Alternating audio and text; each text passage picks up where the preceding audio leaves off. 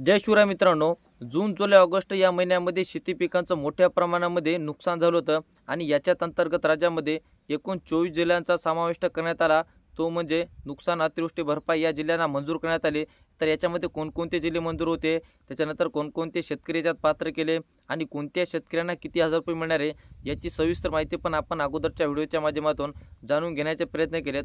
परंतु आता सर्व शेतकऱ्यांना प्रतीक्षा लागली ती म्हणजे मदतीची। तर मित्रांनो, आता हे अतिवृष्टी नुकसान भरपाई मंजूर झालं, परंतु शेतकऱ्यांच्या खात्यामध्ये हा निधी कधी जमा होणार आहे याची सविस्तर माहिती व छोटंसं अपडेट हे आपण आजच्या व्हिडिओच्या माध्यमातून जाणून घेण्याचे प्रयत्न करत। तर मित्रांनो, राज्यामध्ये एकूण 24 जिल्ह्यातील शेतकऱ्यांना ही नुकसान भरपाई मंजूर करण्यात आली आहे आणि या 24 जिल्ह्यातील परभणी जिल्ह्यातील जे काही शेतकरी आहेत तर या सर्व शेतकऱ्यांसाठी एक आनंदाची सूचना आहे, कारण की त्यांच्या याद्या ह्या पोर्टलवरती प्रकाशित झाल्या आता। त्यांचे व्हीके नंबर पण तलाठी कार्यालय यांच्या माध्यमातून तयार झाले आहेत आणि ह्या शेतकऱ्यांच्या केवायसी करणं सध्या सुरू आहे आणि ही केवायसी झाल्याच्या नंतर काही दिवसातच या शेतकऱ्यांच्या खात्यामध्ये हे पैसे जमा होणार आहेत। तर मित्रांनो, राज्यातील जे काय उर्वरित जिल्हे आहेत आता याच्यामध्ये नांदेड जिल्ह्यामधील सुद्धा काही शेतकऱ्यांच्या याद्या प्रकाशित झाल्यात, तेथील शेतकऱ्यांचे सुद्धा केवायसी करणं शासनाच्या माध्यमातून चालू झाले आहे।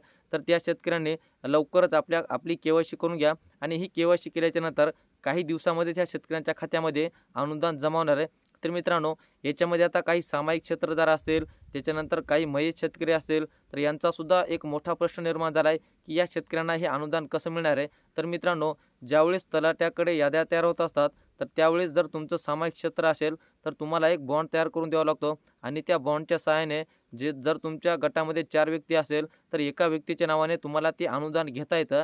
त्याच्यासाठी तुम्हाला ती बॉन्डची प्रोसेस करावी लागते आणि तो बॉन्ड तुम्हाला तलाट्याकडे जमा करून या व्यक्तीच्या नावानं आम्हाला पूर्ण पैसे घ्यायचे आहेत अशा प्रकारचे त्यांना सांगायचे आहेत आणि त्याच्या माध्यमातून हे सामायिक क्षेत्राचं जे काही मोठा प्रश्न आहे तो त्या ठिकाणी दूर होऊ शकतो।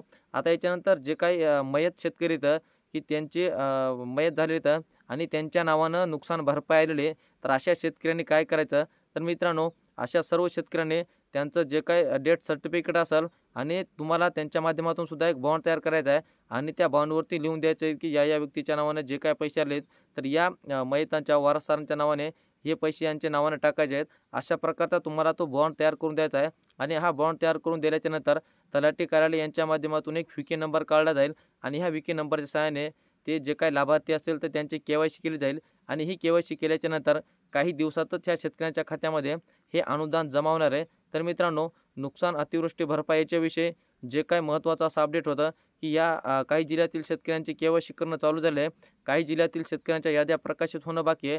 लवकरच तलाठी कार्यालय यांच्या माध्यमातून ह्या याद्या प्रकाशित झाल्यानंतर ह्या सर्व शेतकऱ्यांची केवायसी केली जाईल आणि ही केवायसी केल्याच्या नंतर काही दिवसातच या शेतकऱ्यांच्या खात्यामध्ये ही रक्कम जमा होणार आहे।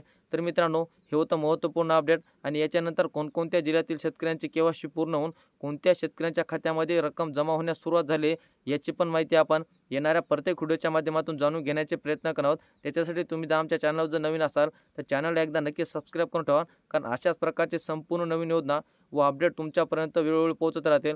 चला तर शेतकरी मित्रांनो, भेटत राहू नवीन माहितीसह नवीन व्हिडिओसह। धन्यवाद।